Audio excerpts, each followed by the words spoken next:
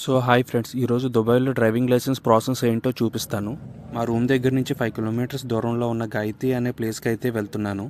మన ఇండియాలో అయితే ఒక 2000కి టూ వీలర్, ఒక 5000కి ఫోర్ వీలర్ లైసెన్స్ అయితే వచ్చేస్తుంది. కానీ ఇక్కడ యూఏఈలో అయితే 7K పే చేయాలి. 7000 అంటే రూపీస్ కదండి, దీరమ్స్. అంటే మన కరెన్సీలో 1,70,000 రూపాయలు అన్నమాట. దుబాయ్లో డ్రైవింగ్ లైసెన్స్ సంపాదించాలంటే చాలా చాలా కష్టమండి.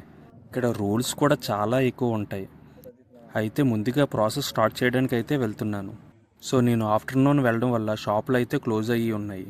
అయితే డ్రైవింగ్ లైసెన్స్ అప్లై చేసే ముందు ఐ టెస్ట్ అయితే చేయించాలని అయితే తెలిసింది. సో ఇంకా వెళ్ళిన పని అయితే అవ్వలేదు. సో నెక్స్ట్ టైం వెళ్ళినప్పుడు ప్రాసెస్ అయితే మీకు చూపిస్తాను. అయితే రిటర్న్ వచ్చినప్పుడు చిన్న షాపింగ్ అయితే చేసుకొని ఇంకా రూమ్కి తిరిగి వచ్చేసాను.